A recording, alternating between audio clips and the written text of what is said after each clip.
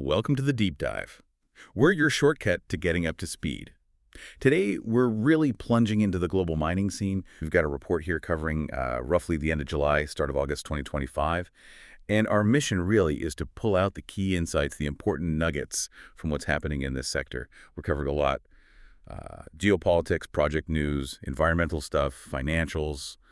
And, you might be surprised how much this industry connects directly to your life. Think phones, energy, all that. It's absolutely true. Mining often flies under the radar for most people, but it's going through, well, a massive shift. And it's not slow either. It's driven by tech, by global politics, and this huge push for sustainability. So today, we want to get behind the headlines a bit. Look at why things are happening, the trends underneath, and, how it's all reshaping things. Okay, let's get into it then. We can start with a story that really shows the complex money side and the social side of these big projects. Adani's Carmichael coal mine in Australia.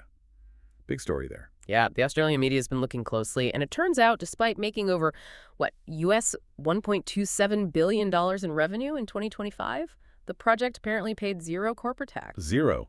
How's that work? Well, they're pointing to these things called related party transactions. Now, they did pay royalties, about US $78.6 million.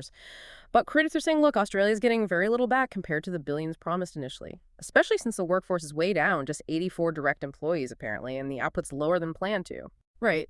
And those related party transactions, that's often where it gets murky, isn't it? Well, yeah. It's a common feature in global business, and often perfectly legal, but controversial.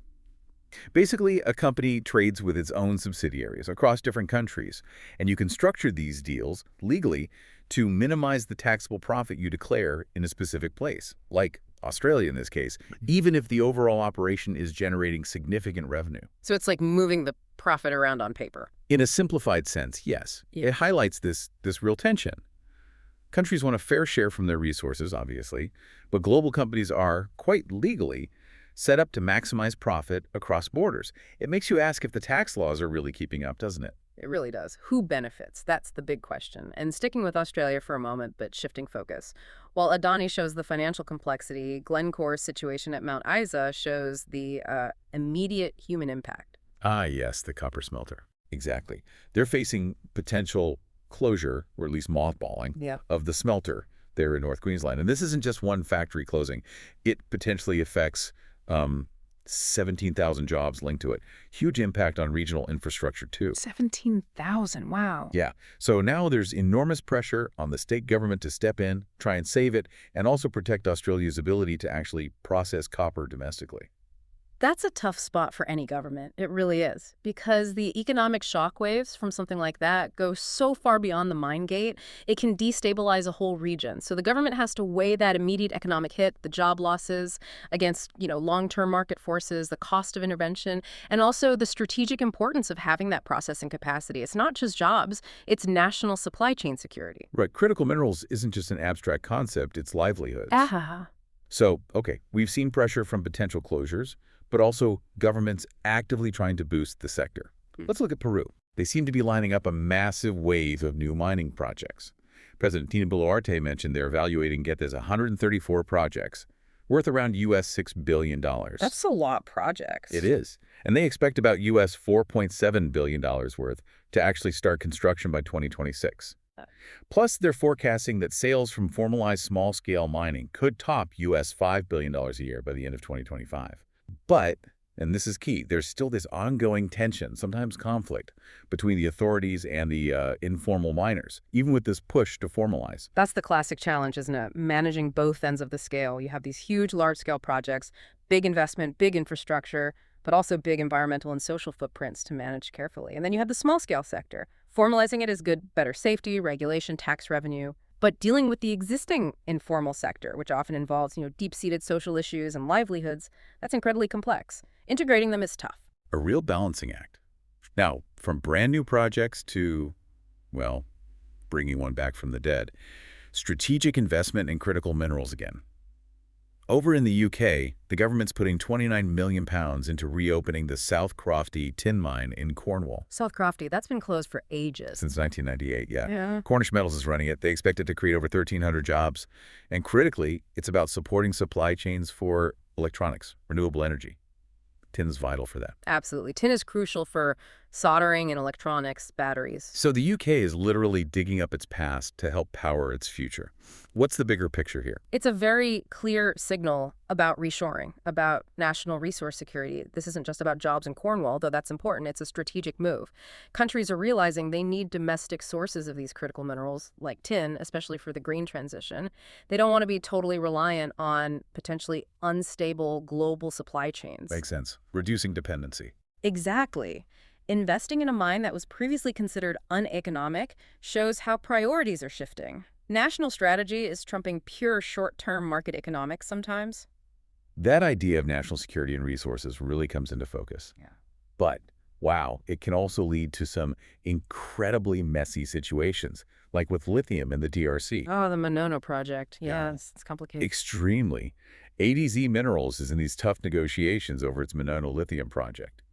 There's buying interest, led by Cobalt Metals, backed by Bill Gates, Jeff Bezos, big names. Right, heavy hitters involved. But apparently Cobalt hasn't matched what AVZ thinks the project is worth. And then add more layers. A Chinese firm, Zhejiang Mining, already has partial control. Ah, Zhejiang. Okay. And there's ongoing legal arbitration about the rights to transfer the permits. Plus, there's this USDRC mineral pact supposed to happen in August. And resolving this Monono mess might actually be key to that deal going through. It's almost a perfect storm of mining geopolitics, isn't it? It really is. You've got everything there. A critical mineral lithium, essential for EVs, for the energy transition. You've got competing corporate interests involving players backed by major Western figures and a major Chinese mining company. You've got the host country, the DRC, trying to assert control over its resources and navigate these powerful external interests. And you've got international diplomacy, legal battles. It's a textbook example of the friction points in modern resource extraction. Just shows how high the stakes are for these minerals. Yeah. But amidst all that tension, it is good to see some positive innovation happening on the sustainability front within the industry itself. Definitely need some of that. There's an Australian company, Bosscap. They're actually modifying Tesla Model Y electric vehicles. Teslas. For mining. Yeah. And other vehicles too. Modifying them for mining use, converting them to right-hand drive, offering them as sustainable fleet options for mine sites. Huh. Interesting. So electric vehicles heading underground or onto mine sites? Exactly. It's presented as a real step towards decarbonizing the transport side of mining operations. That's significant. It's a very practical, tangible move towards greener mining. Not just talk, but actual hardware. Integrating EVs into that kind of heavy industrial, often pretty harsh environment, it shows the direction things are moving. Decarbonizing industrial transport is a big piece of the puzzle. A concrete step, you could say. Yeah. And let's look at one more policy shift. This one focused on local benefits. In India, the state of Goa has decreed that any future mining agreements must include clauses that require companies to hire local residents. Mandating local hiring? Okay. Yeah, the aim is clearly to make sure the local community benefits directly, gets jobs, and to sort of mitigate the negative impacts, especially since mining is reopening there after bans. That sounds positive on the surface for the community. It does, but I wonder, do these kinds of local hiring mandates cause other problems? Like, for the companies finding the right skills, or does it impact efficiency? That's a fair question. It's definitely part of this bigger global trend we're seeing. Governments and communities are demanding more tangible returns. The social license to operate isn't just a buzzword anymore. Goa's move reflects that. Yes, it can create complexities for companies, maybe skill gaps, training needs, managing different workforce expectations. But the underlying message from governments like Goa's is that the old model of just extracting resources isn't enough. Benefits have to be shared more equitably with the people most affected. It's a trade-off governments seem increasingly willing to make. A definite shift in priorities. Okay, just quickly, to give a sense of the financial pulse, Ivanhoe Mines reported strong Q2 2025 results. Adjusted EBITDA of US $123 million, profits of US $35 million. Their big copper operation, Kamoa-Kakula, produced over 112,000 tons in the quarter, running near capacity. Phase 3 even beat its design throughput, so some parts of the sector are doing very well financially. Absolutely. Copper and gold have had strong runs. So if we pull all these different threads together, Australia, Peru, UK, DRC, India, the financials, what's the big picture outlook? Well, a few key themes really stand out from this snapshot.